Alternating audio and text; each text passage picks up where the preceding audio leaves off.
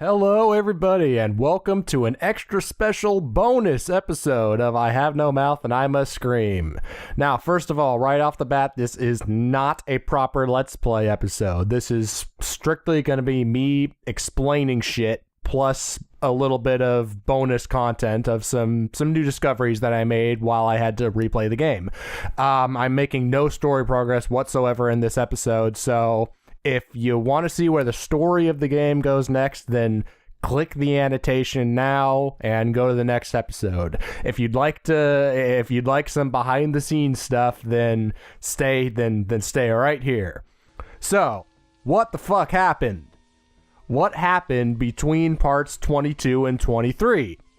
Now, it's been a little while since I released part 22, and this time it wasn't because of a hiatus. This time it was strictly because of the technical side of things. It was because it turns out that the endgame is a fucking beast. The main reason why the endgame is so difficult is because it very strictly punishes trial and error. Which is how I figured out many of the, not all, but many of the puzzles and situations throughout the game was admittedly through trial and error and also through the use of the psych profile, which it turned out is a bad thing, and we'll get to that. But anyway, and I'll show you an example right here. In fact, when you first load up the end game, you've got this terminal that's right there. And every character has, and the terminal is only accessible through the passcode, and every character has their own options for a passcode that you can choose. There is only one correct passcode. Turns out that correct passcode is from Nimdok, but you don't know that. You don't know that for sure. It could be anything. In fact, the only situation where passcodes were even a thing was Ellen's chapter. So you might think that Ellen has the right passcode, but she doesn't. Only Nimdok has it. But you can still try. You can still try to put in passcodes, but if you put in an incorrect passcode, you get a shock. And if you get a certain number of shocks, sometimes one shock is enough. If you get a certain number of shocks, that character dies. And every character has their own part to play in the end game. So if you lose a character before they complete their part of the end game, then you're fucked. You are completely screwed, and there's no way to get the good ending. There's no way to get the proper ending, which is, of course, what I want to get. And this terminal is only one example of where the game punishes you.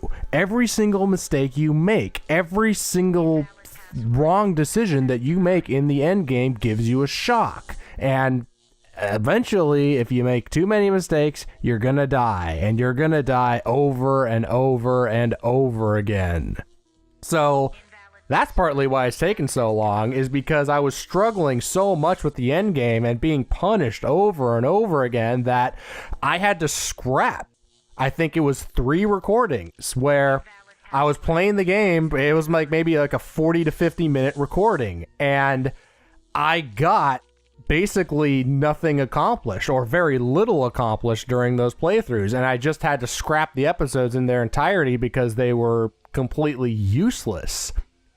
And then after going into the end game several times with every character, I noticed a little inconsistency. And that inconsistency was with each character's inventory. Now, each character has their own inventory in the end game.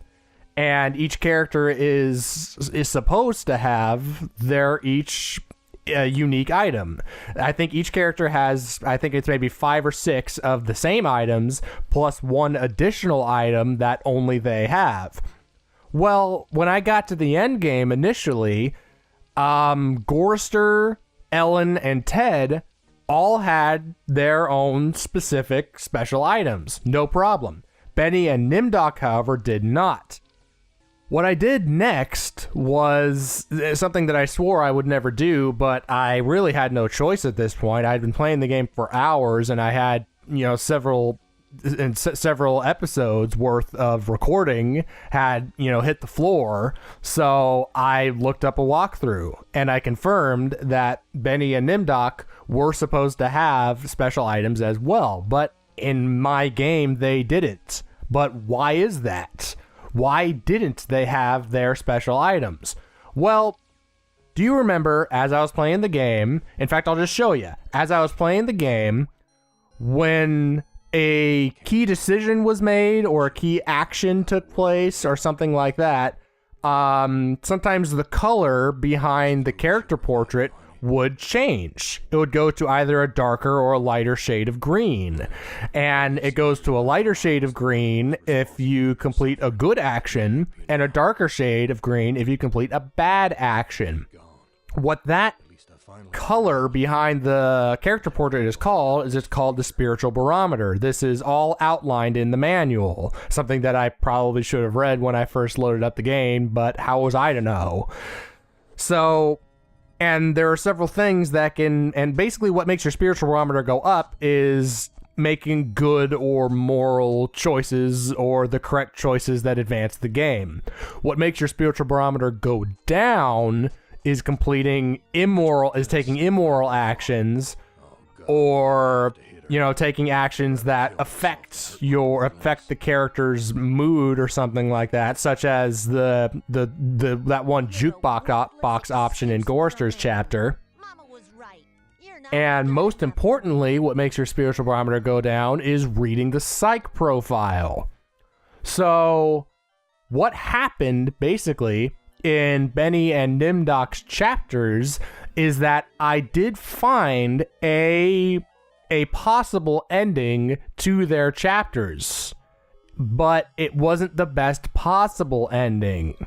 And because of that, I didn't get their special items, which I guess kind of makes sense, but it's kind of bullshit that you don't know that until you get to the end game. You just don't realize that until you play the end game for hours and realize that, oh, something's wrong. So I did really the only thing you can do in that situation, and I replayed the game over again from the beginning.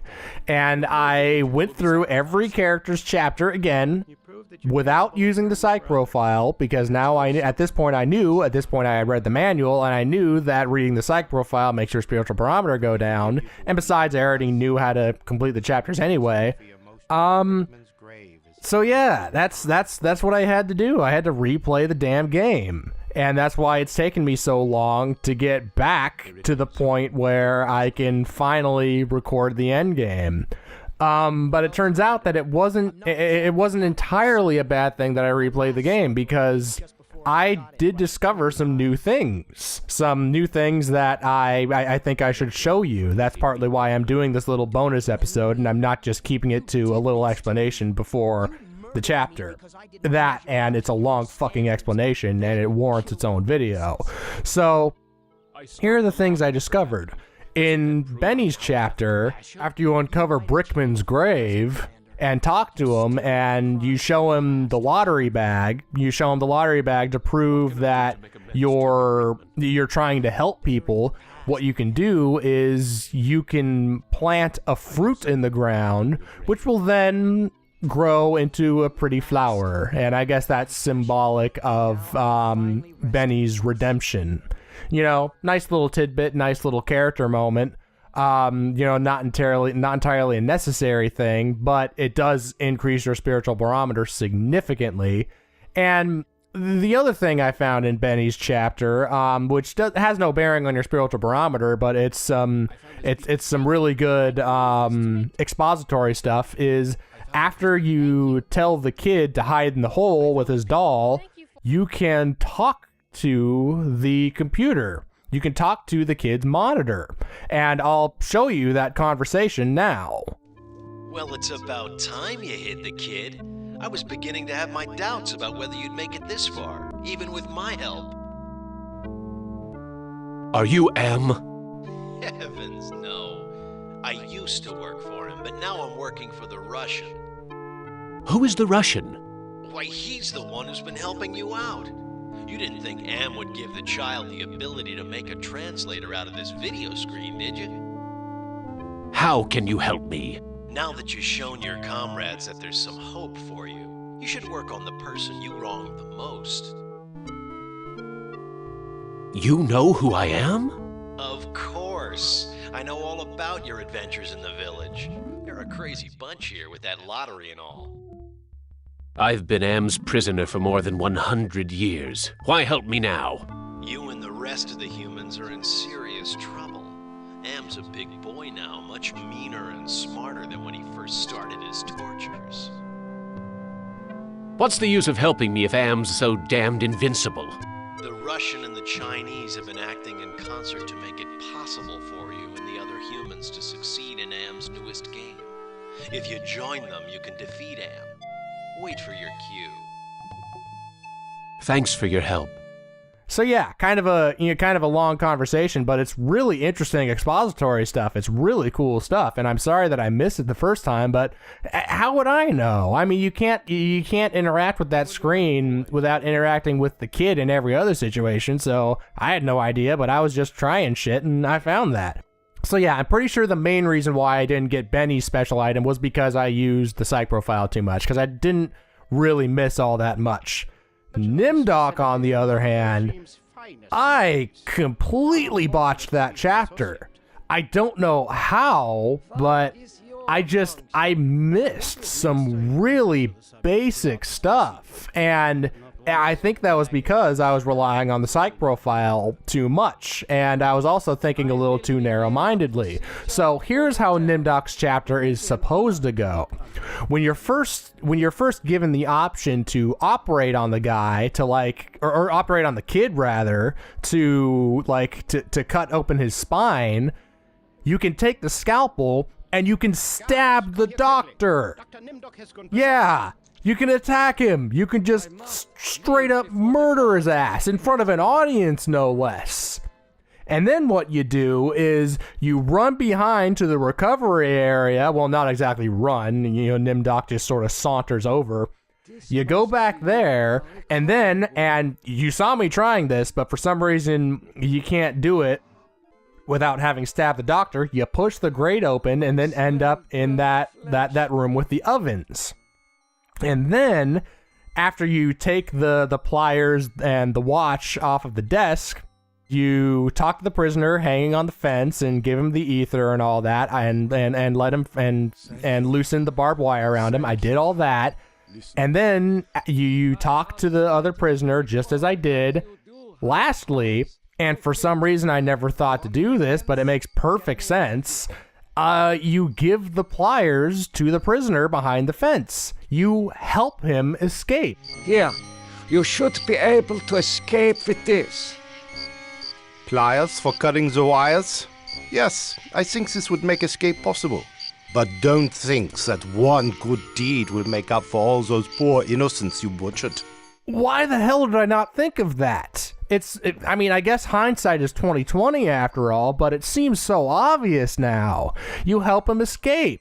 You feel sorry for him, so you want him to escape. He was wrongfully imprisoned, so you want him to escape, so you give him the pliers to help him escape. No shit. Oh man, and then I missed another major thing. When you're this is a little far further ahead.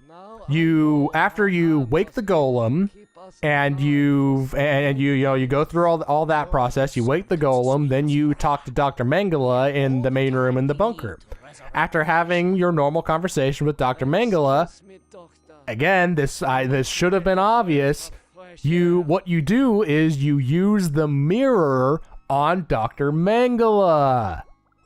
After all, when Hitler used the mirror, he killed himself. When Nimdok uses the mirror, he realizes how horrible of a person he is. Dr. Mengele is arguably at least as horrible of a person as Hitler. So, obviously, you show him the mirror so that Mengele will also know the error of his ways. So yeah, cool stuff. Really cool stuff. This is awesome, but I missed it the first time, and I'm kicking myself for it. And then, something that I didn't try, because I didn't think to, you talk to the golem again and instruct him to follow you outside. After you do that, the prisoner from the camp has appeared outside. And after a pretty interesting conversation with him, Nimdok, I knew that you would lead us to where the regime would resume its atrocities. We are here to make you pay for what you did to us. To pay in blood. Gollum, I transfer control of you over to the Lost Tribe. So, you admit your crimes. But that does not release you from punishment. Now the golem will serve the purpose for which it was constructed. Golem, kill Nimdok. you give him the golem. And once the golem is back in the hands of the Lost Tribe, the prisoner then instructs it to kill Nimdok. You return the golem to the Lost Tribe. You're returning them an icon of their heritage.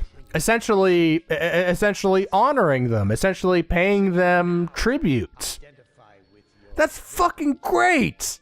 That is so fantastic of an ending. That is truly a redemption for Nimdok. The way that I played it out, Nimdok just, he learned the error of his ways, and he felt horrible about himself, but he didn't really do anything about it. He did nothing to redeem himself, but it was still considered an acceptable ending by the game, and so I was allowed to proceed with the end game, but without that special item.